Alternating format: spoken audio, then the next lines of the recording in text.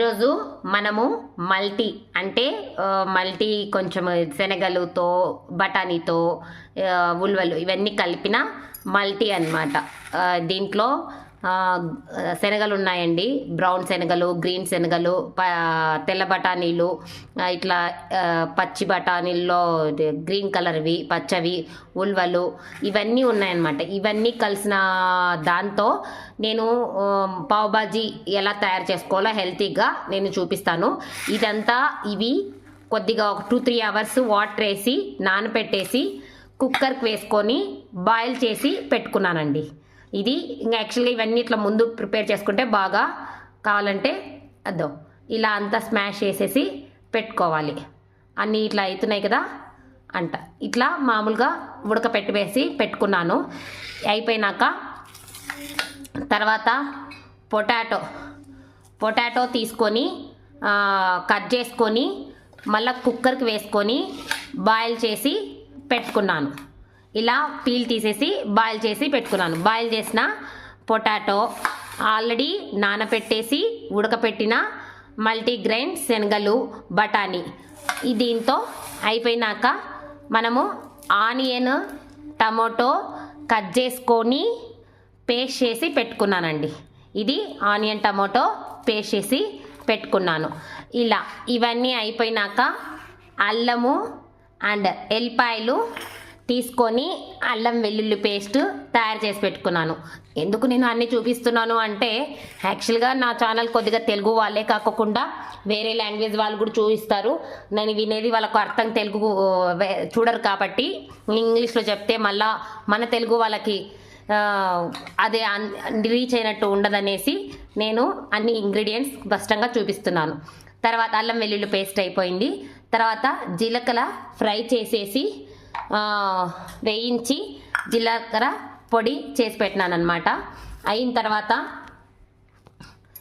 ఇది గరం మసాలా, కరివేపాకు, కారం, ఉప్పు, బటర్ తీసి పెట్టుకొని ఇది పావ్ బాజీ బన్.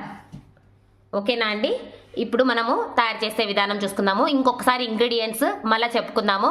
దీనికి కావాల్సిన పదార్థాలు ఆల్రెడీ మల్టీగ్రెయిన్ శనగలు అండ్ బఠానీ నానపెట్టి ఉడకపెట్టుకునేది, పొటాటో ఉడకపెట్టి పెట్టినది, ఆనియన్ టమాటో పేస్ట్ తయారు చేసి పెట్టుకుంది, జీలకర్ర వేయించి పొడి చేసి పెట్టుకునేది, గరం మసాలా, కారం, ఉప్పు, అల్లం వెల్లుల్లి పేస్ట్ అండ్ బటర్, కరివేపాకు అండ్ పావ్ బాజీ బన్. ఇప్పుడు మనం తయారు చేసే విధానం చూసుకుందాం. మనం ఇంట్లో ఇవన్నీ ముందుగా రెడీ చేసి పెట్టుకుంటే మనం ఇంట్లోనే హ్యాపీగా తయారు చేసేసుకొని చాలా హెల్తీగా అండ్ టేస్టీ పావ్ బాజీ తినొచ్చండి. ప్యాన్ పెట్టుకొని స్టవ్ వేడి చేసేసి బటర్ వేసానండి. దీని తర్వాత అన్నీ మనం వేసుకోవచ్చు. వేసుకొని యాక్చువల్గా ఎక్కువ అది పావ్ బాజీలో పెట్టుకునే మసాలా ఉంటుంది కదా, ఆ మసాలా మనం దీంట్లో ఎక్కువ చేసి పెట్టేసుకొని కావాలన్నప్పుడు మనము పెన్నము పైన అది వేయించేసి బ్రెడ్ వేసి ఇస్తే సరిపోతుంది ముందుగానే. ఇది కొద్దిగా బటర్ మెల్ట్ అయింది కదండి, కొద్దిగా జీలకర్ర, కరివేపాకు, అల్లం వెల్లుల్లి పేస్టు వేసుకొని వేగనీయాలి.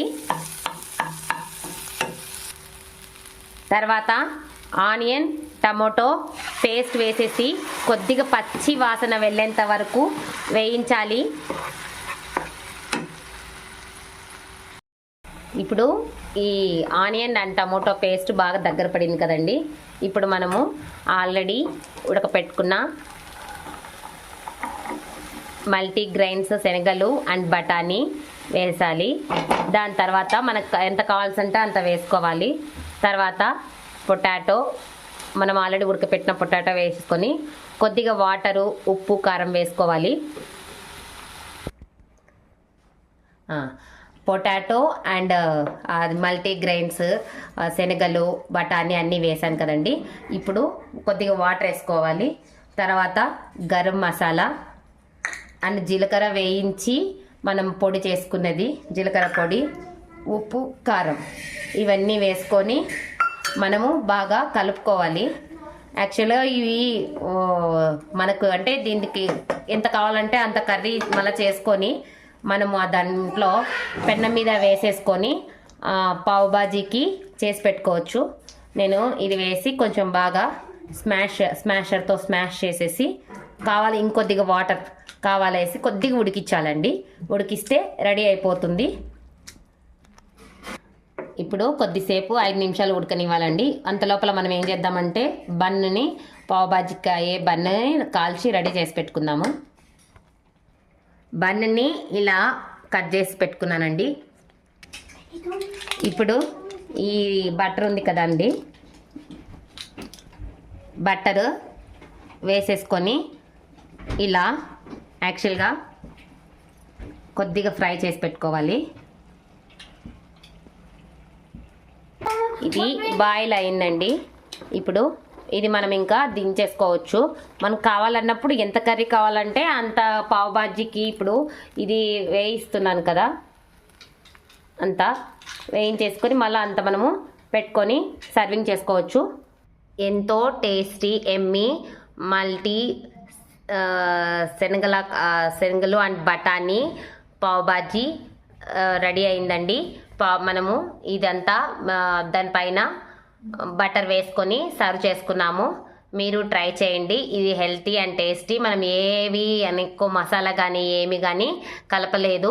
మీరు కూడా ఇంట్లో ఇట్లానే మనం చేసుకొని తింటే చాలా బాగుంటుంది. దానిపైన తినేటప్పుడు ఆనియన్స్ వేసుకొని నిమ్మకాయ అలా పిండుకొని తింటే చాలా టేస్టీగా ఉంటుంది. మీరు మీ పిల్లలకి తయారు చేసి పెట్టండి. Thank you for watching my channel. Please share, subscribe my channel. Thank you for watching my channel.